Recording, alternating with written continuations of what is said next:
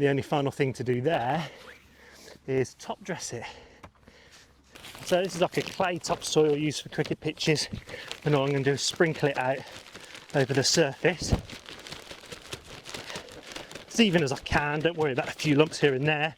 Good coverage though, but without creating kind of a lump.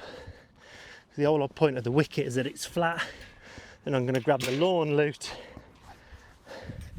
just to knock down any of those spots and make sure that everything's covered up nice and evenly. I can see I need a bit more there.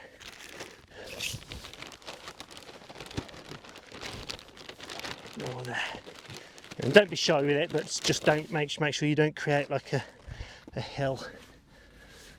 Certainly where the bowlers are bowling.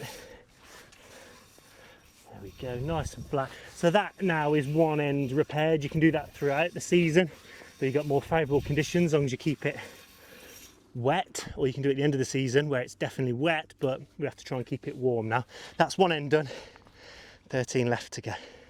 So this is the kind of hole or bare patch you might have at home in your garden, kind of about 1 metre square, I guess. So you could go in about 35 grams a square metre if there was some grass already. We're going in at about 50, 60 grams a square metre, only because it's 100% ryegrass we're putting in, and it's really bare, and this area does get a pounding. So I want the grass seed here to kind of, the roots kind of hold the whole area together when the bowlers are bowling and that. So this is a similar area to what you'll have at home. So it's just a matter of getting the grass seed down there. And again, because it's been chitted, it's a little bit damp, so just make sure it breaks up, and then broom it as well. Just give it a brush just to make sure that it's all loose. You don't want clumps of grass growing there and then bare patches there, and then sow it from high as well, gives it a chance to spread out. Don't worry if you go into the grass a little bit, that'll just help it knit.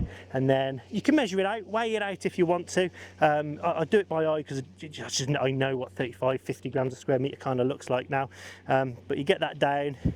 And then the key here, now you've done all the hard work with pre-soaking it and chitting it, the key here is to make sure you've got a lot of, the more contact you have between the seed and the soil, the better germination rate you'll get.